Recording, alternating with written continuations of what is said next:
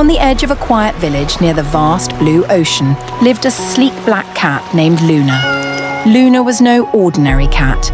She was known for her curious nature and daring spirit.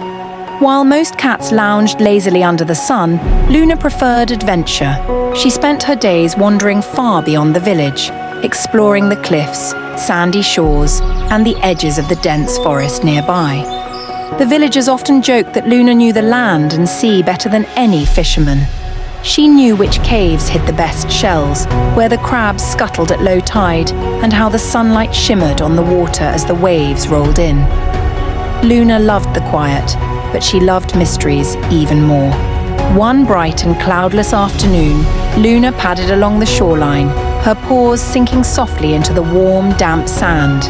The gulls cawed overhead, and the ocean hummed its familiar song.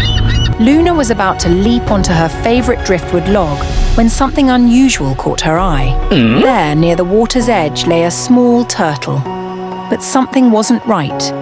The turtle was flipped onto its back, its legs waving helplessly in the air, the tide creeping closer with each passing second. Luna's ears perked up. She approached cautiously, tilting her head. "What happened to you?" she asked, though she didn't expect an answer. The turtle's eyes blinked slowly. I slipped," it replied in a quiet, strained voice. "I was trying to climb the rocks near the cove, but I lost my balance." Luna crouched beside the turtle, her eyes narrowing as she glanced toward the rocky outcrop further down the beach. The rocks by the cove are slippery after the waves roll in. "Didn't you know that?" The turtle let out a weak sigh. "I thought I could make it. I didn't see the seaweed, and now my shell feels strange." Luna leaned closer and noticed a thin crack running along the side of the turtle's shell.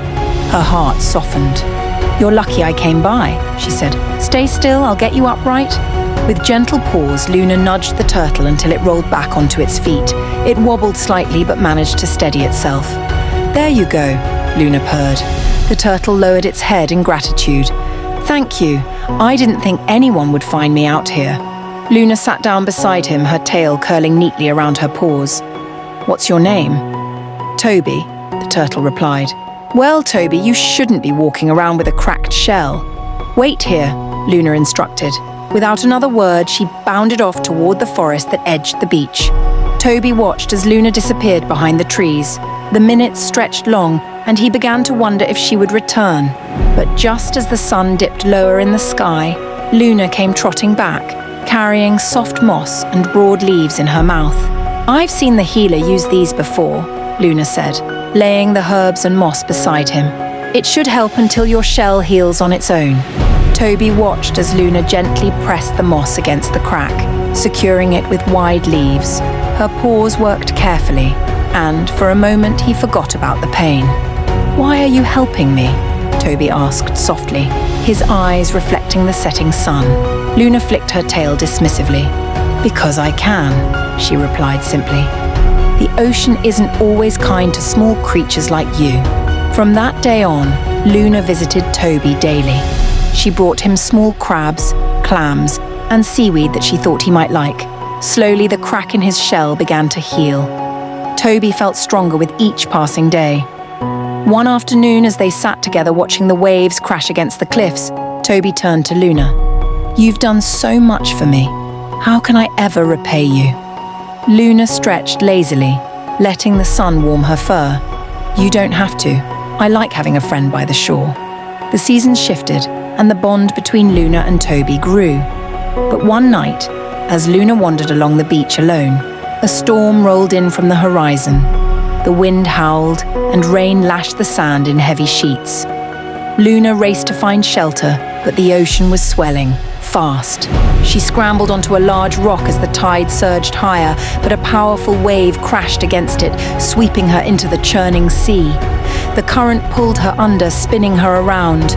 Luna gasped for air, claws scraping against the surface of the water, but the sea was too strong. At that moment, a voice echoed over the roaring wind. "Luna, hold on!" Through the rain, Luna spotted a small shape swimming toward her. It was Tobi. "Tobi!" Luna coughed, struggling to stay above the waves. "Grab my shell!" Tobi shouted. Luna hesitated, her paws slipping beneath the water, but with one final push, she hooked her claws lightly onto Tobi's shell. "I've got you," Tobi said firmly, his legs paddling with surprising strength. With steady strokes, Tobi swam through the turbulent waves, guiding Luna toward a cluster of rocks that jutted out above the tide.